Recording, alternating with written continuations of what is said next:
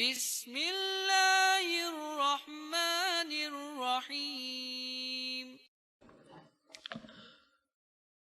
میں نے ایک دفعہ دل میں کہا کہ یہ واقعی اتنے سارے لوگوں کی تربیت کون کر سکتا ہے؟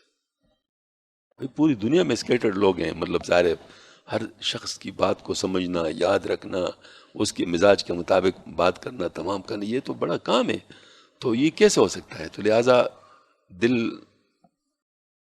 ہوتا کہ بس اب روک دیا جائے سلسلہ، مطلب ٹھیک ہے، جو بیعت ہو چکے وہ تو ایک مجبوری ہے، پلے پڑ گئے، لیکن جو بیعت نہیں ہوئے تو ان کو کیوں ان کو دوسروں سے کیوں منع کیا جائے؟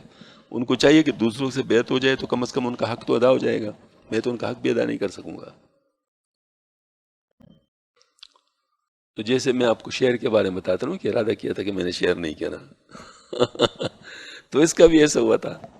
تو حضرت مولانا اشرف صاحب رحمۃ اللہ علیہ کی طرف سے پیغام آ گیا ہمارے شیخ کی طرف سے کہ بیعت کرنا نہ چھوڑے، بیعت کرنا نہ چھوڑے، اور جواب اور بات یہی فرمائی جو حضرت نے آخری فرمایا کہ کم از کم ایمان تو نصیب ہو جائے گا، اگر آپ سے بیعت ہوگا کم از کم ایمان تو نصیب ہو جائے گا، اور یہ کوئی معمولی بات نہیں ہے آج کل کے دور میں، یہ بہت بڑی بات، اس میں بشارت بھی ہے الحمدللہ کہ جو بیعت ہوتے ہیں ان کو اللہ تعالیٰ نے سے ایمان یعنی کامل رکھتے ہیں، برقرار رکھتے ہیں، یہ بات ہے، اللہ تعالیٰ کا شکر ہے۔ ابھی تک تو اللہ کا شکر ہے جتنے بھی فوت ہوئے ہیں بہت اچھی حالت میں الحمدللہ اللہ تعالیٰ کے ساتھ ملے ہیں، مطلب یہ والی بات ہے۔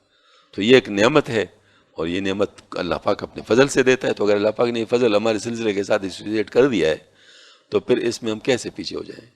ایک خیرخواہی کا جذبہ تو ہے نا کہ مطلب جو بھی آئے تو کم از کم ایمان تو بچ جائے ان کا۔ تو وہ ٹینشن میرا کم ہو گیا جو میرا تھا کہ ذمہ داری کی جو بات تھی نا کہ چونکہ میں پورا نہیں کر سکوں گا تو اس سے بہتر ہے کہ آدمی اب صورتحال یہ ہے بیعت سے انکار نہیں کرتا، لیکن کسی کو مائل نہیں کرتا کہ بیعت ہو جائے۔ ہاں جی، اگر کوئی بیعت کرنا چاہتا ہے تو انکار نہیں کرتا، کیونکہ حضرت کو مولانا اشرف صاحب رحمۃ اللہ کو اپنے شیخ نے فرمایا تھا کہ اگر کوئی بیعت کرنے کے لائے تو 1 منٹ بھی دیر نہ کرنا۔ تو حضرت نے فرمایا کہ میں نے پوچھا حضرت سے کہ حضرت تھانوی رحمۃ اللہ تو بہت زیادہ شرطیں لگاتے تھے اور آپ فرماتے 1 منٹ بھی دیر نہ کرنا۔ فرمایا وہ بیعت سلوک تھا، اس وقت بیعت ایمان ہے۔ اگر آپ بیعت نہیں کرے کسی گمراہ شخص کے پاس چلے گیا پھر آپ کیا کریں گے؟ یہ بیعت ایمان ہے، لہذا ایمان کم از کم اس کا محفوظ ہو جائے گا۔ ہاں جی، تو یہ بات حضرت کو اپنے شیخ نے کیے تھے، مجھے الحمدللہ حضرت کی طرف سے پہنچ گئی۔ تو بات تو وہی ہے کہ ایمان انشاءاللہ اللہ تعالیٰ بچا دے گا۔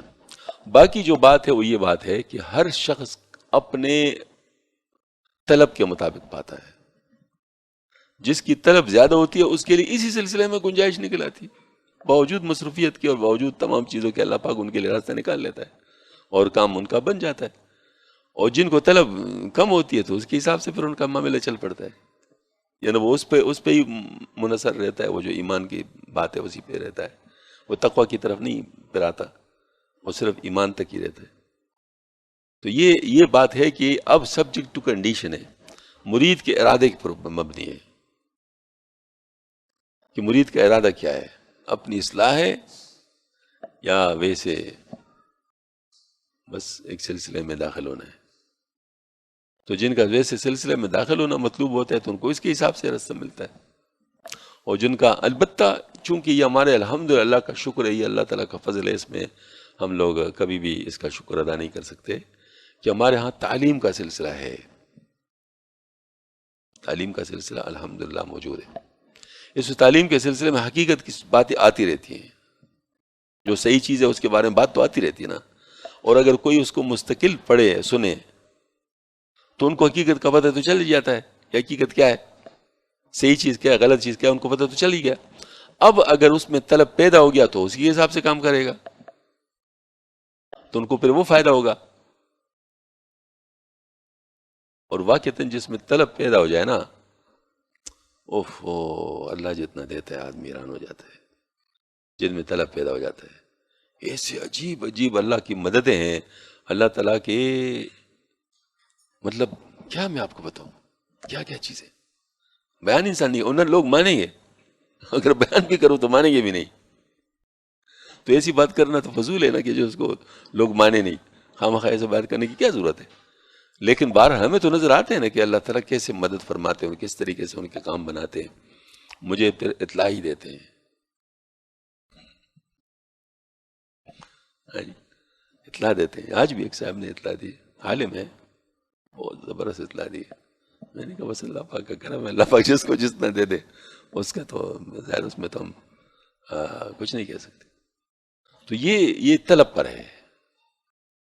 والذین جاہدوا فینا لنہدینہم سبلنا، راستے پھر اللہ پاک بناتے ہیں. تو بس اس وجہ سے ہم نے اپنے طور پہ یہی چیز رکھی ہے اپنے ذہن میں، انکار نہیں کرنا، اصرار نہیں کرنا.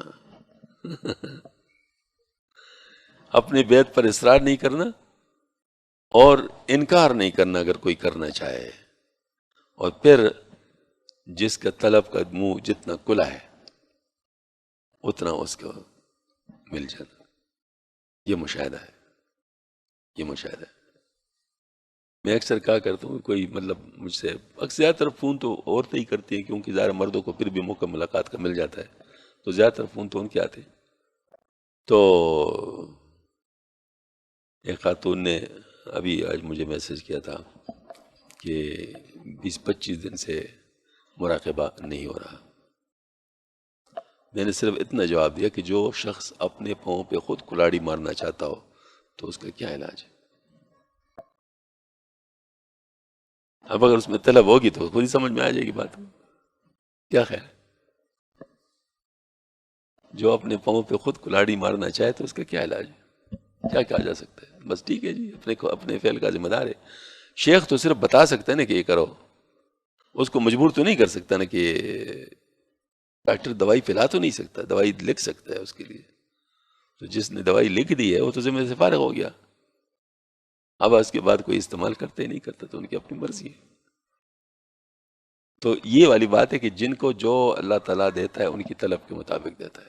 اور یہ جنرل قانون ہے، والذین جاہدوا فینا لنہدینہم سبلنا. اس میں کوئی اور بات نہیں ہے. جب اللہ پاک کا معاملہ ان کے ساتھ ایسے ہے تو اپنے اندر تبدیلی لاؤ نا، اپنے اندر تبدیلی لاؤ، طلب پیدا کرو اور اپنے نظام کو یعنی سوئچ ان کر لو، اس کے ساتھ سوئچ ان کر لو، مس میچ نہ ہو. کیونکہ اگر ایک پائپ ادھر ہے ایک پائپ ادھر لگا دے تو کتنا پانی آئے گا آپ کے پاس؟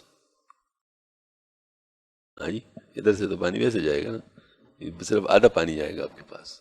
جب پورے کا پورا آپ کا بالکل وہ فٹ ہو جائے، یونین ہو جائے، تو پھر جتنا پانی اس میں ہوگا وہ سارا ادھر آئے گا. تو یہی بات ہے کہ آپ اپنے مناسبت کو سیٹ کر لو، اس کے اندر کوئی گڑبڑ نہ کرو. مجھے اکثر کوئی کہتا ہے نا جی یہ میں نہیں کروں گا، اگر آپ کہیں گے تو میں کہا بالکل جی آپ کی مرضی، بالکل. میں آپ کو کہوں جیسے تبلیغی جماعت کا کوئی آدمی آیا کہتا ہے جی مجھے تبلیغ سے آپ نہیں روکیں، میں کہتا بالکل نہیں روکوں، مجھے ایسے بھی نہیں روکتے. لیکن آپ کو اتنا حصہ ملے گا جتنا آپ مان رہے ہیں، ملے گا آپ کو اتنا ہی جتنا کہ آپ مان رہے ہیں. جتنے اپنی ماننے کی ارادہ کیا ہے اس کے حساب سے آپ کو پروپورشن سے ملے گا. تو جو کہ سب کچھ ہمارے اوپر چھوڑ دیتا ہے ان کو اللہ تعالیٰ پھر سب کچھ ادھر سے دیتا ہے. نعوذ باللہ من ذالک، ہم ان کو چھڑانے کی ذمہ داری تو نہیں لے سکتے کہ ہم ان کو ایک اچھی کام سے چھڑائیں گے. لیکن اس نے ارادہ ہی اگر یہ کیا ہے کہ میں نے اس بات اس میں نہیں ماننی، تو اس کا مطلب ہے کہ وہ 50% مرید ہے یا 75% مرید ہے. تو 75% مرید ہونے کے لحاظ سے اس کو 75% فائدہ ملے گا، وہ 25% تو نہیں ملے گا. ہاں جی. تو یہ اس قسم کی کہ جو فل مانتا ہے ان کو فل فائدہ ملتا ہے، اور جو آدھا مانتا ہے اس کو آدھا فائدہ ملتا ہے. اس وجہ سے کوشش کرنا چاہیے کہ ہم لوگ اپنا معاملہ خود سیٹ کر لیں والذین جاہدوا فینا لنہدینہم سبلنا کے مطابق. وآخر دعوانا الحمدللہ رب العالمین.